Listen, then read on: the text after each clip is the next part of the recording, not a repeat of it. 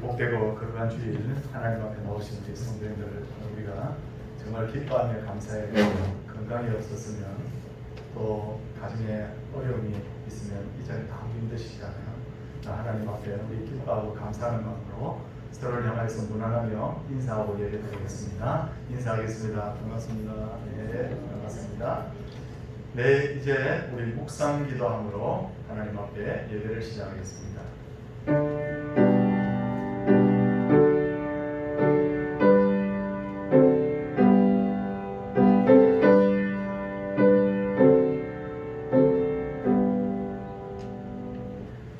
왕이신 나의 하나님이여, 내가 주를 높이고 영원히 주의 이름을 송축하리이다. 아멘. 사도신경으로 우리 신앙을 고백하겠습니다. 나는 전능하신 아버지 하나님 천지의 창조주를 믿습니다. 나는 그의 유일하신 아들 우리 주 예수 그리스도를 믿습니다. 그는 성령으로 잉태되어 동정녀 마리아에게서 나시고 본디오 빌라도에게 고난을 받아 십자가에 못 박혀 죽으시고 장사된 지 사흘 만에 죽은 자 가운데서 다시 살아나셨으며 하늘에 오르시어 전능하신 아버지 하나님 우편에 앉아 계시다가 거기로부터 살아있는 자와 죽은 자를 심판하러 오십니다. 나는 성령을 믿으며 거룩한 공교회와 성도의 교제와 죄를 용서받는 것과 몸의 부활과 영생을 믿습니다. 아멘. 자동 263장입니다.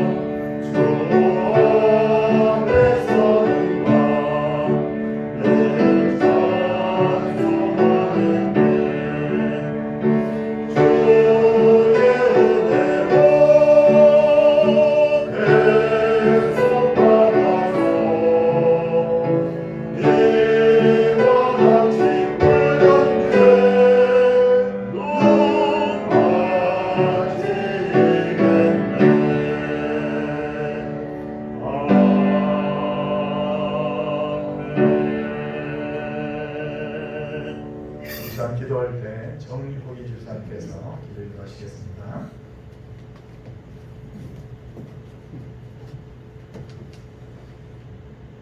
여호와는 나의 빛이요 나의 구원이시니 내가 누구를 두려워하리요.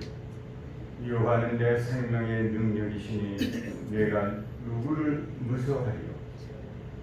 살아계신 아버지 하나님, 감사와 찬양과 영광을 올려드립니다.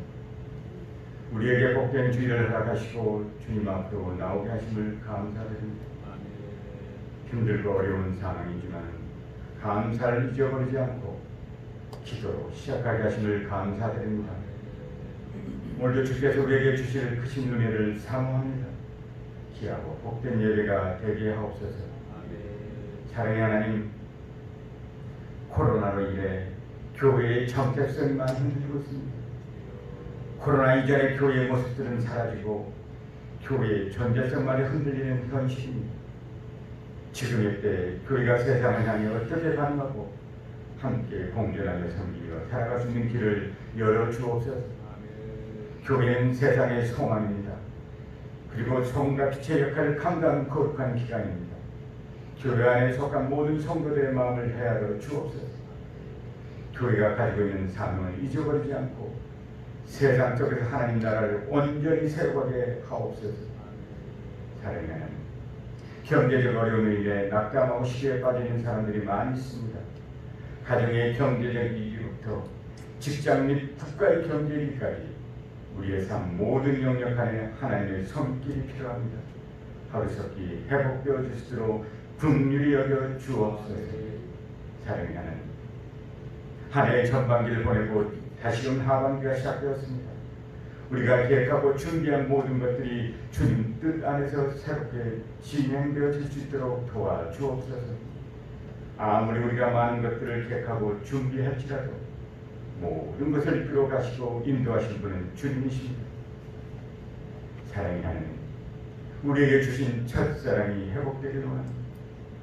고난과 박해 속에서도 기쁨을 잊어버리지 않고 감사했던 믿음의 선조들이 가졌던 그 은혜가 우리 안에 회복되게 하시옵소서.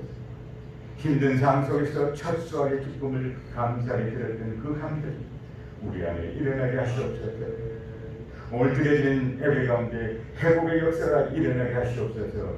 이 예배를 통해 우리의 믿음이 다시 회복되는 복된 시간이 될 줄 믿습니다.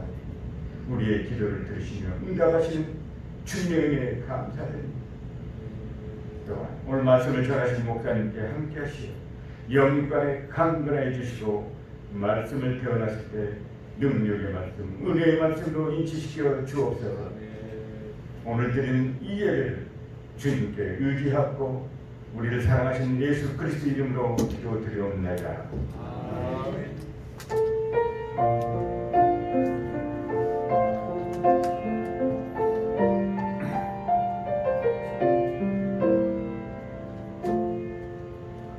하나님의 말씀은 아가서 7장 10절에서 12절까지의 말씀입니다.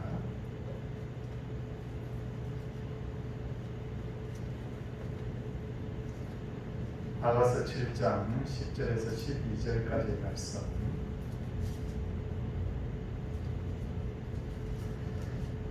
나는 내 사랑하는 자에게 속하였도다. 그가 나를 사모하는구나. 내 사랑하는 자야, 우리가 함께 들러가서 동네에서 유숙하자. 우리가 일찍 일어나서 포도원으로 가서 포도움이 돋았는지 꽃술이 펴졌는지 석류꽃이 피었는지 보자. 거기에서 내가 내 사랑을 내게 주리라. 아멘. 정인서 집사님께서 하나님께 특송 올려드리도록 하겠습니다.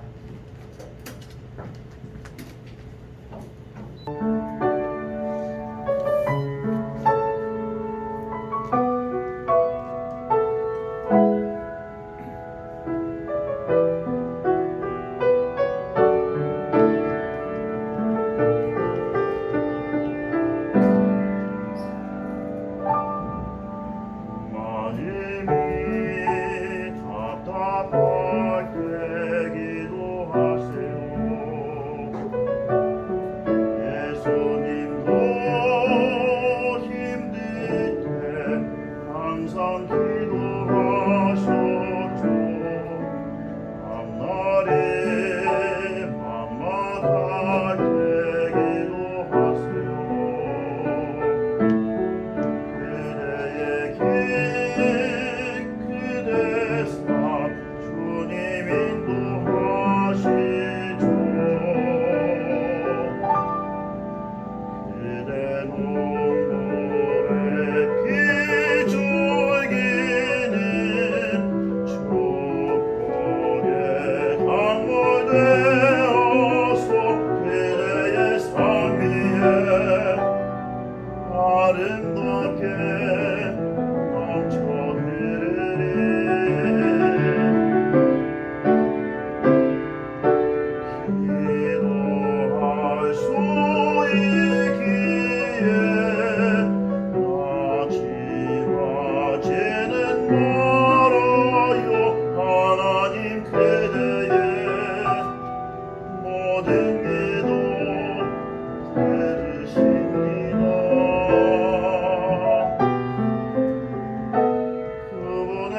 시간에 가장 아름답게 응답하시리.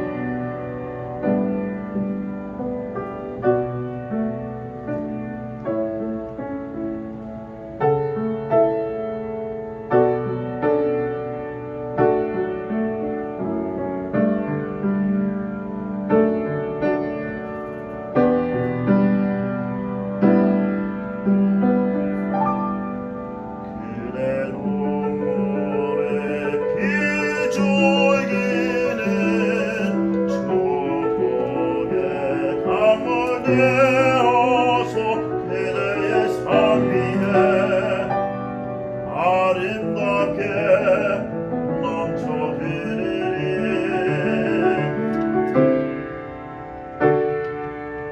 기도할 수 있기에 마지막에는 말아요. 하나님 그대의 모든 기도 들으십니다. 그분의 시간에 가장 아름답게 응답하시리. 반드시 응답하시는 하나님 믿으며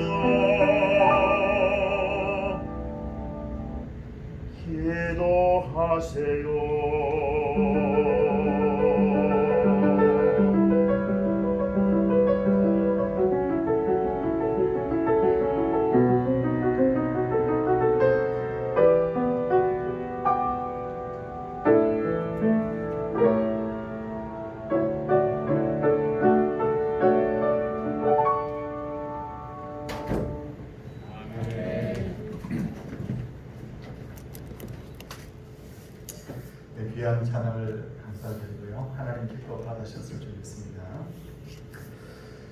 성경은 하나님의 감동으로 기록된 하나님의 말씀이면서 동시에 인간의 언어로 기록된 인간을 위한 책이죠. 사실 성경이라는 것 자체가 하나님께 필요한 책은 아니지 않습니까? 우리를 위해 주신 책입니다. 하나님께서는 죄인들을 구원하시고 그들로 하여금 하나님의 백성답게 살도록 하기 위해서 성경을 인간에게 주셨는데, 성경 66권은 다양한 방법으로 하나님의 뜻을 우리에게 전달하고 있습니다. 창세기부터 신명기까지는 율법의 관점에서 하나님의 뜻을 우리에게 보여주고 있고, 여호수아부터 에스더까지는 역사의 기록 형태를 빌어서 하나님의 뜻을 우리에게 나타내고, 욥기, 시편, 잠언, 전도서, 아가서는 시와 노래의 형태를 빌어서 하나님의 뜻을 우리에게 나타내고 있습니다. 이처럼 성경은 다양한 방법으로 하나님의 뜻을 나타내다 보니 에스더서와 아가서의 경우에는 성경을 읽어보시면 알겠지만 에스더서 그 어디에도 아가서 그 어디에도 하나님, 예수님이라는 단어가 등장하지 않아요. 그렇다고 해서 우리가 에스더서와 아가서가 성경으로서의 가치가 떨어지는 책이냐? 그렇지 않습니다. 우리도 사랑하는 여인에게 나의 마음을 나타낼 때 직접 사랑한다라고 그렇게 표현하기도 하지만, 어떤 때는 나는 평생을 당신과 함께하고 싶소, 그것이 내 소원이요 라고 할 때 오히려 그 간접적인 표현이 더 우리에게 감동을 줄 때가 있지 않습니까? 그런 차원에서 아가서는 이스라엘의 왕 솔로몬과 시골 목동 술람 여인의 사랑 이야기를 통해서 간접적으로 하나님께서 우리를 얼마나 사랑하시는지, 그리고 예수님이 자신의 신부인 교회를 얼마나 사랑하시는지를 우리에게 보여주고 있습니다. 성경은 세상에서 가장 뜨거운 사랑이 어떤 사랑일까요? 인간의 세계에서 가장 뜨거운 사랑은 부모가 자식 사랑하는 것. 그리고 그 다음 사랑이 뭐냐면 연인 간의 서로 사랑하는 것이지 않습니까? 인간은 비록 이기적이지만 사랑하는 사람을 위해서 죽을 수도 있는 존재이죠. 그런 차원에서 아가서는 남녀 간의 사랑을 통해서 하나님의 그 사랑을 우리에게 간접적으로 보여주고 있습니다. 그런 차원에서 오늘은 이 아가서를 통해서 하나님이 우리에게 주시는 교훈이 무엇인가 전체적으로 다 살펴보기는 힘들지만 핵심 메시지를 몇 가지 전달하려고 하는데, 제일 먼저 이 아가서를 통해서 우리가 발견하게 되는 것은 사랑은 자라간다 라는 겁니다. 사랑은 자라간다는 거예요. 성도님들, 아가서를 보면 술람미 여인이 그 솔로몬 왕에 대해서 자기의 사랑을 고백하는 내용이 나와 있는데, 성도님들께서 성경을 잠깐 몇 구절만 좀 찾아보기를 원합니다. 먼저 아가서 2장 16절을 잠깐 펴보시기 바랍니다. 아가서 2장 16절에 어떻게 표현을 하고 있을까요? 제가 읽겠습니다. 내 사랑하는 자는 내게 속하였고 나는 그에게 속하였도다. 내 사랑하는 자가 먼저 나에게 속하였고 그 다음에 내가 그에게 속했다는 거예요. 이 문장을 자세히 보면 내가 먼저 등장하고 내가 중심에 있는 것을 볼 수가 있어요. 내 사랑하는 자는 내게 속하였다. 이 말은 다른 말로 하면 내가 사랑하는 자가 나를 위해서 존재한다는 거예요. 내가 더 중요하다. 나를 위해서 그 사람이 바로 존재한다. 그런 의미지 않습니까? 근데 그 다음 성경구절 하나 찾아보겠습니다. 6장 3절입니다. 6장 3절을 살짝 펴보시길 바랍니다. 6장 3절을 펴보면 뭐라고 되어 있느냐면 나는 내 사랑하는 자에게 속하였고 내 사랑하는 자는 내게 속하였다. 그렇게 되어 있어요. 앞에 우리가 2장 16절에서 읽은 말씀하고 별 차이가 없는 듯해요. 근데 자세히 한번 보십시오. 2장 16절은 어떻게 시작합니까? 내 사랑하는 자는 내게 속하였고 그렇게 시작하죠.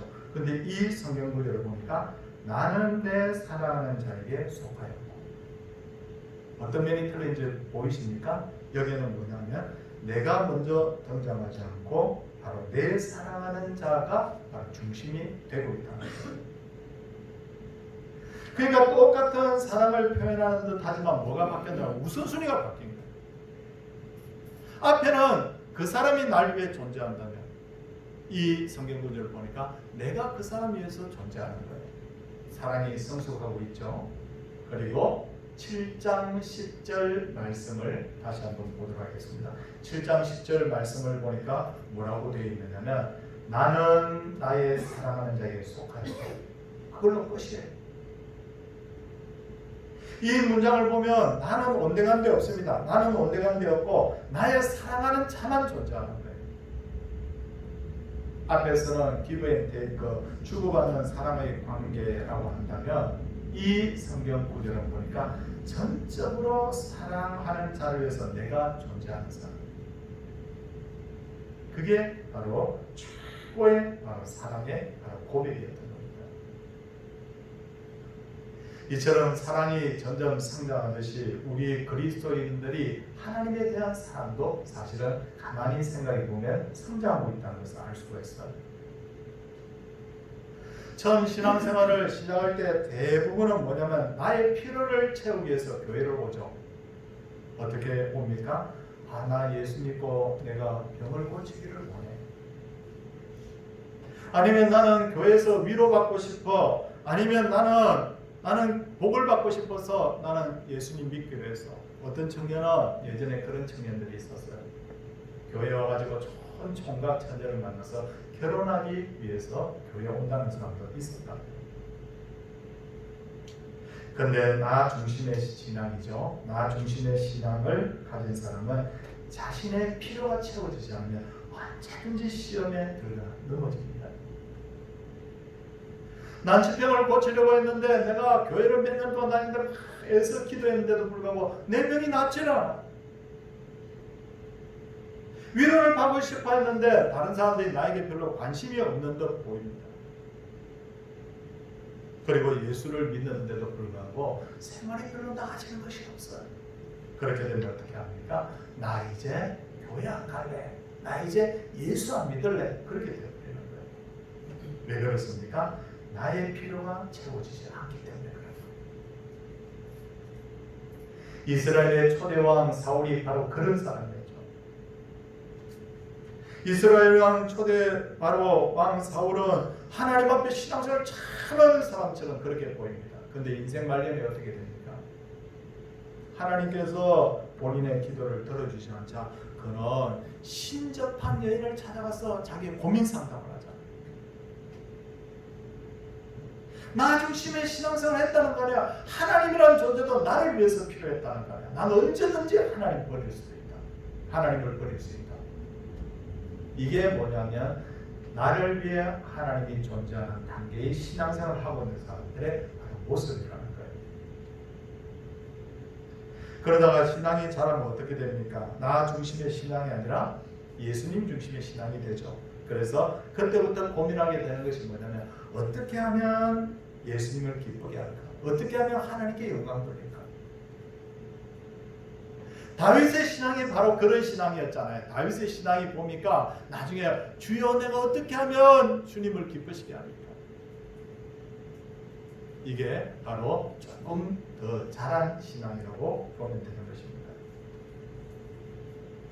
그리고 이렇게 신앙이 성장하다가 제일 마지막 단계가 되면 나는 온데간데 없고 예수님만 존재하는 신앙이 되는 거예요. 이런 사람은 자신의 모든 것을 예수님을 위해서 헌신하고도 마음이 기쁩니다. 사람들이 나를 알아주든지 말든지 그 상관이 없어요. 어떤 때 예수 믿는데도 불구하고 복을 받기는커녕 손해볼 때도 있어요. 주일 성수한다고 학생들이 공부를 제대로 못해서 학업 성적이 제대로 나오지 않는다든지, 아니면 내가 주님을 믿기 위해서 직장에서 분위기에 어울리지 못해서 손해를 본다.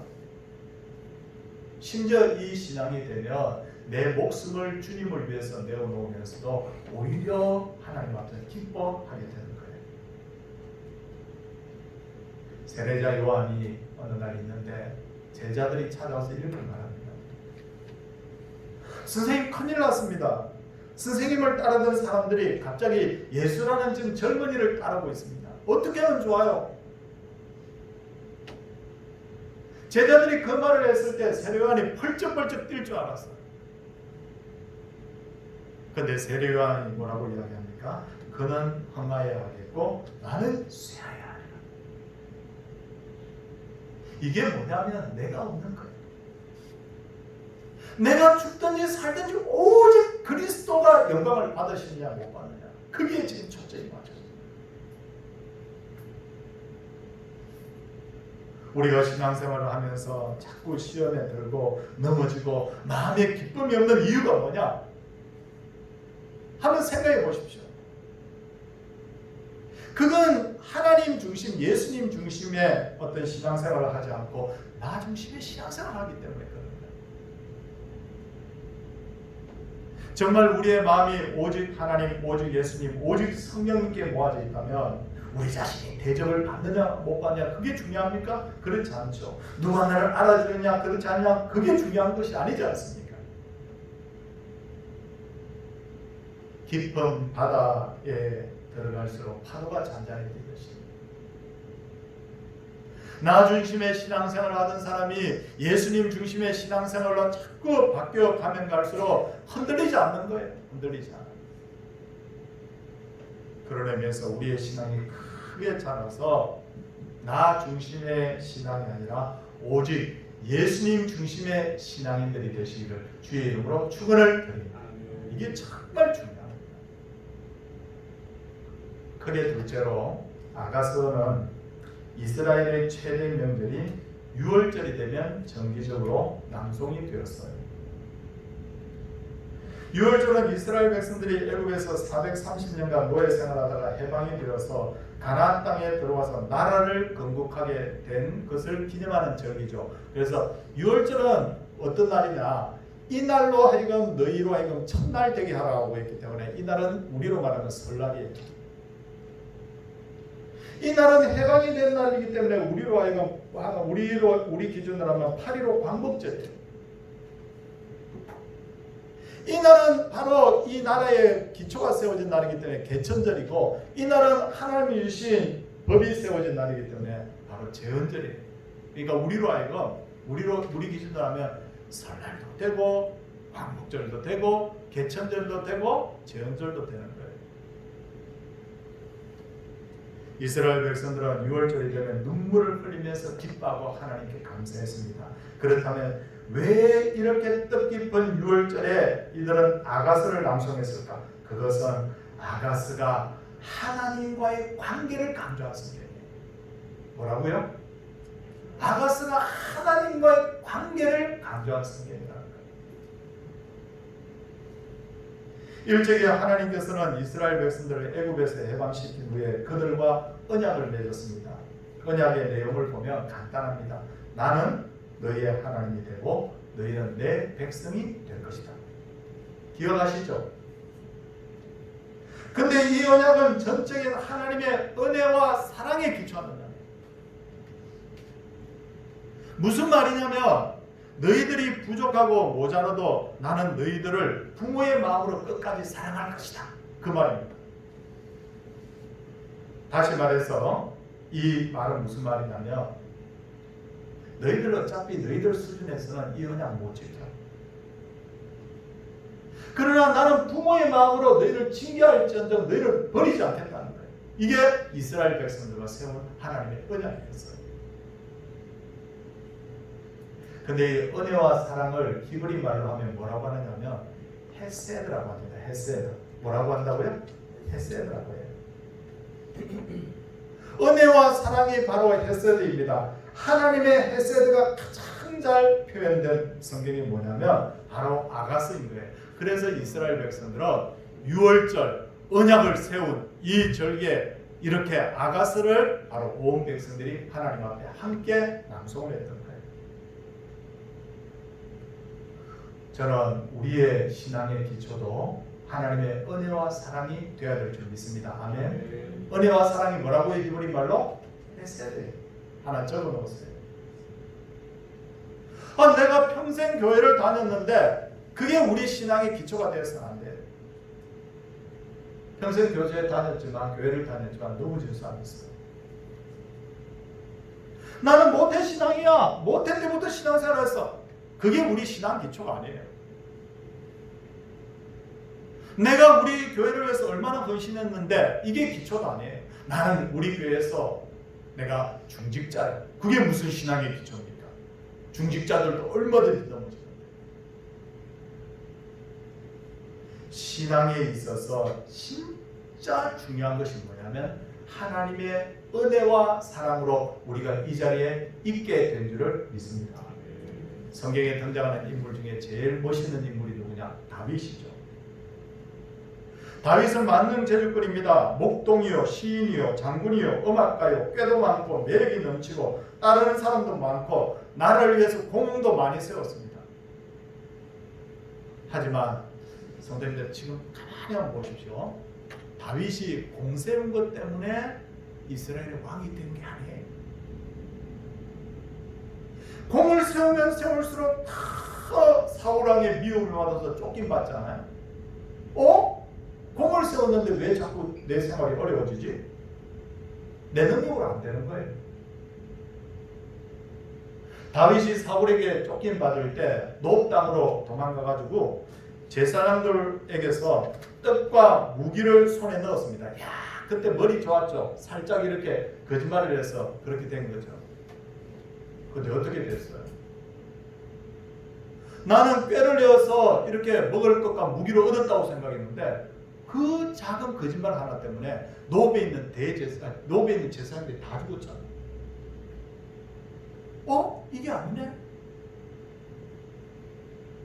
이제 다윗이 이제 블레셋으로 도망갑니다. 그래서 블레셋 왕의 신하가 되어서 거기서 적지 않은 공을 세웠더니 블레셋 왕이 땅도 주고 이제 좀 평안하게 살게 되었어요. 근데 어떻게 됩니까? 블레셋하고 이스라엘하고 전쟁이 벌어지는 바람에 하마터면 자기 동족과 전쟁을 해야 되는 그런 상황이 되어버린 거예요. 이때 다윗이 깨닫습니다. 그게 뭐냐면 인생이 내 재주로 사는 게 아니고 내가 나름대로 실력도 있고 내가 나름대로 꾀도 있고 있지만 능력도 있지만 이게 내 인생이 내 마음대로 안 되는 거구나. 그때 다윗이 뭘 구하느냐면 하나님께 구한 것이 있는데 그게 뭐냐면 헤세드. 하나님 저에게 뭐 달라고요? 헤세드 주세요. 하나님 은혜 사랑 주세요. 그렇게 다윗의 기도가 자꾸 바뀝니다. 개인이든 교회든 나라든 하나님의 은혜와 사랑, 헤세드가 떠나면 아무것도 안 돼. 아무것도 안 돼. 목사님 무슨 말씀하는 거예요? 지금까지 내가 얼마나 지금 내가 내 능력대로 열심히 성실하게 사는데 아니요, 필요 없어요. 하나님이 한번 싹 불어버리면 어느 날 내 몸에 어떤 병이 생길지 모르는 거예요. 오늘 저 길을 건너다가 내가 어떤 사고를 당할지 모른다는 거예요. 그래서 이스라엘 백성들은 6월절에 아가서를 부르면서 하나님께서 우리에게 헤세드를 대해달라고 그렇게 바로 이 절기를 보냈던 거예요. 신앙의 본질은 뭐냐면 은혜와 사랑이에요. 예수님은 그걸 잘 알고 계셨죠.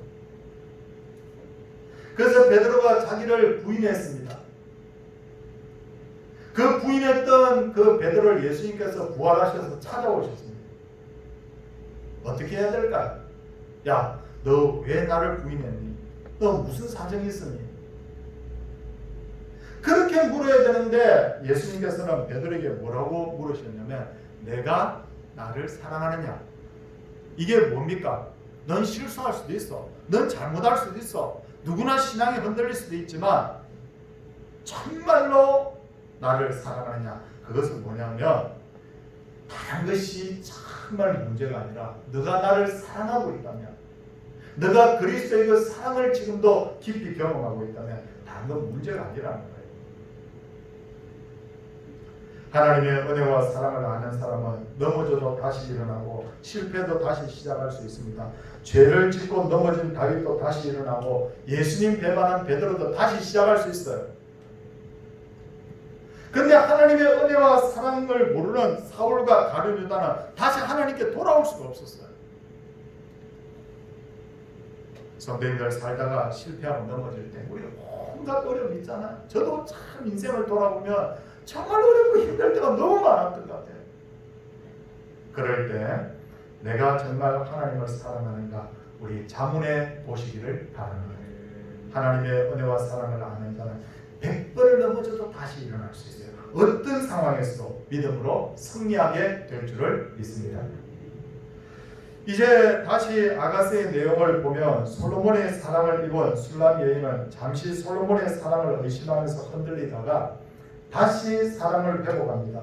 그리고 누구도 흔들 수 없을 만큼 견고한 사랑으로 솔로몬을 사랑하게 됩니다. 우리의 신앙에 회의가 될 때도 있고요.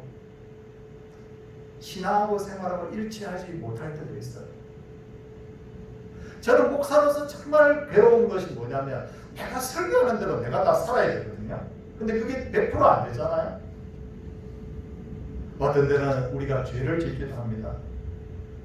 근데 신앙은 저는 이렇게 표현해요. 신앙은 뭐냐면요. 여기서부터 시작해서 천국 갈 때는 쭉 올라가는 것이 아니라 신앙이라는 것은 마치 산을 오르듯이 이렇게 오르락내리락 하면서 고지를 향해서 가는 것이 저는 신앙이라고 그렇게 생각합니다. 근데 저는 개인적으로 위로가 되는 성경 말씀이 하나 있는데 제가 이 말씀을 읽을 테니까 성도님들 잘 한번 귀담아 주시기 바랍니다. 들어주세요.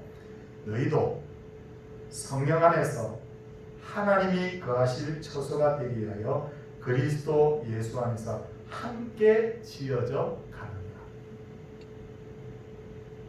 성도님들이 이걸 NIV 성경으로 제가 영어를 잘 못하지만 그냥 한번 읽어보겠습니다. And in Him, 그 안에서 라는 거죠. You two are being built together. 성도님들 이 말이 뭐냐면요. 이 말이 뭐냐면 이게 문장 구조상 어떻게 되어 있냐면 현재 진행 수동태로 되어 있어요. 이 문장을 보면 우리의 신앙이 지어져 간다고 했는데 여기에 보면 ing입니다. 현재 진행형이에요. 우리는 목사 되었으니까 나 신앙이 이제 끝난 거야. 이제 최고야. 그게 아니라는 거예요. 장로가 되었으니까 끝난 거야. 그게 아니라는 거야. 우리는 어떻다고요? 날마다 지어져 간다. 지금도 지어져 간다.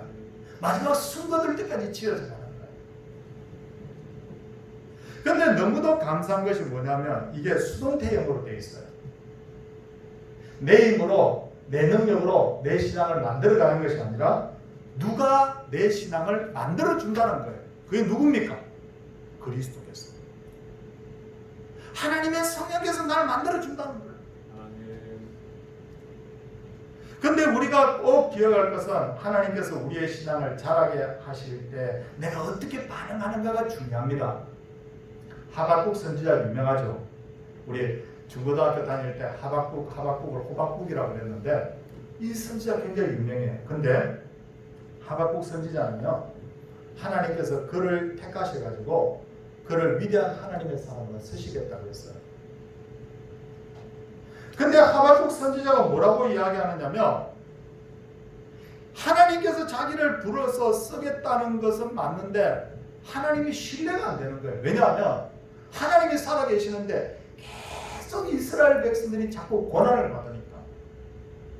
그래서 하박국이 이렇게 기도합니다. 어찌하여 이렇게 하시나이까? 어찌하여 이렇게 하시나이까? 하박국 1장 3절, 1장 13절, 1장 14절 전부 다 어찌하여. 영어식으로 표현하면 뭐냐면 하박국은 전부 다 why예요. why. 왜 이러니까? 왜 이러냐는 거예요. 하나님이 살아계신다면 왜 나 같은 사람에게 왜 고난 줍니까? 왜 하나님 믿는 백성들이 왜 하나님 안 믿는 백성 때문에 왜 고난당해야 됩니까? 하나님 이해할 수도 없고 하나님 억울해요. 왜 내 인생이 왜 이런 거죠? 근데 하박국이 신앙이 참 잘하는 거예요. 전에는 전부 다 내 중심일 때는 why예요. 어찌하여. 근데 신앙이 자랐어. 주님 중심이 됐어. 신앙의 눈이 딱 떠진 거예요. 그때 하박국이 뭐라고 고백합니까? 비록 무화과 나무가 무성하지 못하며 포도나무에 열매가 없으며 감람나무에 소출이 없으며 밭에 먹을 것이 없으며 우리의 양이 없을지라도 나는 여호와로 말미암아 절구하며 나의 구원의 하나님으로 말미암아 기뻐하리라. 이렇게 된 거예요. 성도들, 제가 역사 이야기를 잠시 하나 좀 하려고 합니다. 우리나라 기독교 역사가 어떻게 되죠? 신라 시대 때부터 약간 기독교가 우리나라에 약간 들어왔던 흔적이 있다고 그러거든요. 근데 정식으로 들어온 건 1884년이에요. 아직 150년이 채 안 됐죠. 근데 중국은 우리보다 훨씬 기독교 역사가 오래됐습니다. 당나라 때부터. 그리고 지금부터 150년 전에는 영국의 많은 선교사들이 중국에 들어와 가지고 복음을 전했어요. 그때 대표적으로 활동했던 분이 누구냐면 허드슨 테일러라는 분인데 이분 굉장한 분이에요. 내지선교회라는 것을 세워서 복음 전했어요. 제가 허드슨 테일러 전기를 쫙 읽어보니까 그때 대단하더라고요. 교회가 막 그냥 여기저기 수백 개씩 그냥 쫙 세워지는 거예요. 근데 이 내지선교회가 어려움 당합니다. 그게 뭐냐? 아편전쟁. 아편전쟁이 일어나니까 중국인들이 얼마나 영국 사람을 싫어하는지 선교사들을 끌어내서 도끼로 찍어 죽인 그런 것도 있었어요. 근데 그 아편전쟁을 다 이겨내고 이제 좀 다시 좀 선교를 좀 하려고 하는데 중국에 뭐가 일어나 버린 거예요? 공산혁명이 일어나 버린 거예요. 공산주의자들은 유물론자들입니다. 그러니까 이 선교사들 다 추방시켰어요. 선교사들이 그때 하나같이 하나님 앞에 기도했던 게 뭐냐면 어찌하여 하나님 우리가 선교하기 위해서 이 땅에 왔는데 왜 우리 동료들이 죽어야 되고 왜 우리가 추방돼야 됩니까? 근데 놀라운 일이 일어났어요. 중국이 개방되면서 문이 싹 열렸을 때 선교사들이 다시 중국장에 들어갔는데 복음이 너무 잘 전해지는 거예요. 너무 이 복음을 너무 잘 받아들이는 거예요. 깜짝 놀랐어요. 목사님들이 강단에 서서 3시간을 설교하고 나면 강단에서 내려오려고 하면 성도들이 붙들고 목사님 말씀도 좀 전해주세요. 이렇게 되더라고요. 놀래버린 거예요. 왜 이렇게 됐느냐면 중국 공산주의자들이 기독교만 몰아낸 것이 아니라 중국 전체에 있는 모든 종교들을 다 말살시켰어요. 우상들을 다 없애버렸어요. 그러니까 그 마음속에 뭐가 생겼냐면 영적 공백 상태가 되어버린 거예요. 근데 그때 기독교 복음이 들어가니까 사람들은 영물이잖아요. 그러니까 마음을 열고 너무 쉽게 복음을 받아들이게 돼요. 성도님들, 최근에 중국에서 우리 선교사들을 지금 추방하고 있습니다. 저는 어찌하여라고 저는 기도하지 않습니다. 하나님께서는 이 일도 반드시 결과적으로 합력하여 선을 이루게 될 줄 믿습니다. 우리가 지금 코로나 어려움을 겪고 있습니다. 근데 이것 또한 하나님께서 저는 선을 이루게 하실 줄 믿습니다. 수적으로 더 부흥케 하시든지 아니면 교회로 하여금 더 경성해서 정신 차리고 바르게 예수 믿게 하든지 저는 둘 중에 하나라고 생각해요. 혹시 성도님들 중에 원치 않는 질병으로 고생하시는 분 있습니까? 왜 내가 왜 병이 걸려야 돼? 저도 옛날에 그런 기도했어요. 하나님 왜 나입니까? Why me? 왜 나라는 거예요? 혹시 성도님들 중에 성실하게 직장생활 하는데도 불구하고 갑자기 회사가 부도가 나가지고 어려움 겪는 경우가 있어요? 어떤 집에는요, 부모는 너무 신앙이 좋은데 자녀가 탈선해서 막 어려움 겪는 경우들이 있어요. 이럴 때일수록 우리를 사랑하시며 반드시 합력하여 선을 이루시는 하나님을 바라볼 수 있기를 바랍니다. 우리가 그분을 신뢰하면 할수록 우리의 신앙은 자라고 우리는 더 하나님의 헤세드를 경험하게 될 줄로 믿습니다. 내가 사는 게 아니에요. 내 힘으로 사는 게 아니에요. 하나님의 전적인 은혜와 사랑으로 사는 인생인 것을 우리가 깨달을 수 있기를 바랍니다. 그래서 우리가 마지막에 저는 이렇게 고백할 수 있기를 원해요. 전에는 내가 필요해서 하나님을 믿어. 근데 이제는 술람이 여인의 마지막 고백처럼 오직 예수님 한 분으로 만족할 수 있는 그런 우리 모든 신앙인들이 되시기를 주의 이름으로 축원을 드립니다. 함께 찬송하도록 하겠습니다. 찬송 486장입니다.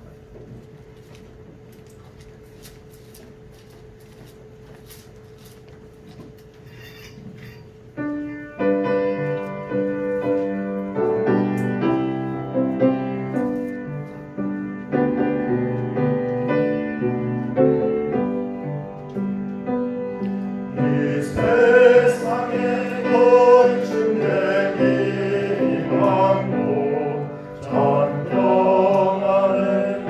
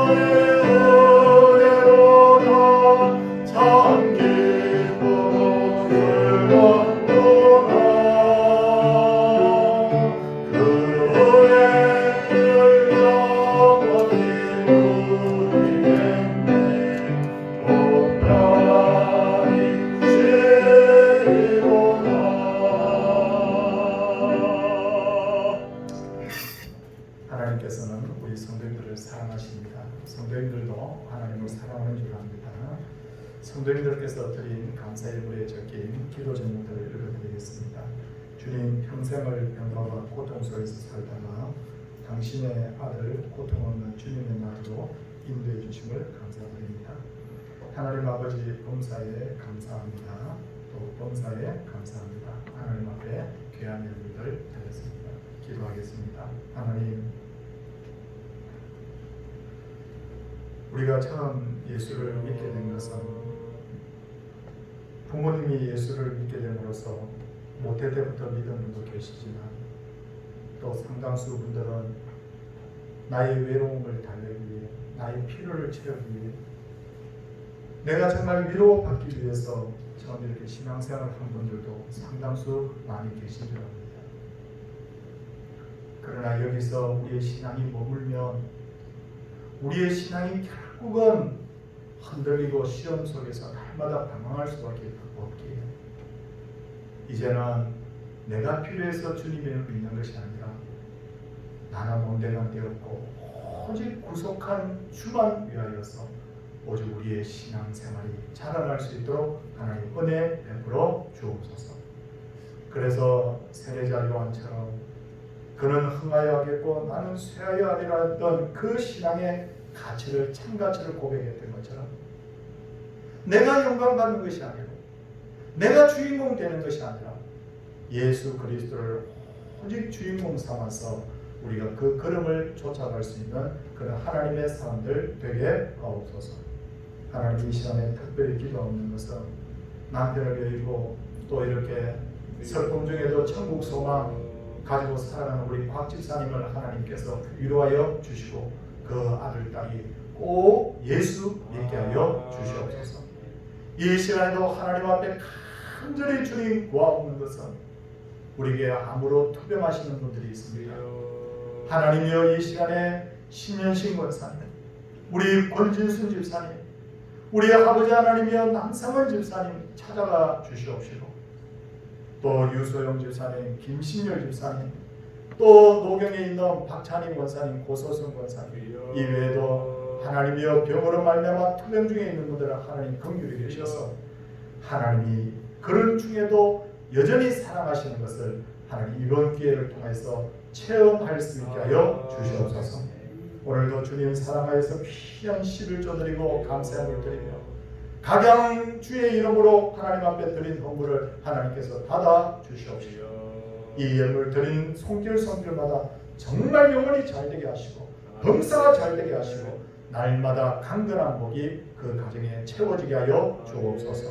사랑해 주님, 코로나 때문에 어렵지만 반드시 합력하여서 늘 이루실 하나님을 바라봅니다.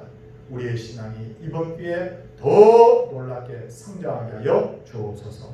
주 예수 그리스도의 은혜와 하나님의 사랑과 성령의 감화로 통하신 역사가 주의 백성들 위해 이제로부터 영원토록 함께 있을지어다. 아멘.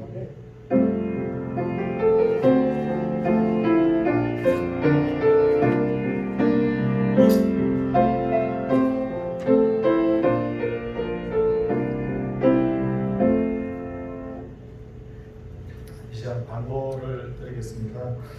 주중에 김정철 집사님은 하나님의 부르심을 받았는데 힘드신 와중에도 우리 성도님들이 오셔서 우리 위로해 주셔서 감사하다고 우리 곽순희 집사님이 대신 인사를 좀 드려달라고 그렇게 했습니다. 그리고 이 무더위에 이제 군 입대를 하는 우리 청년이 있습니다. 이 시간 앞으로 우리 한번 나와서 인사하도록 하겠습니다. 하재빈 청년, 재빈이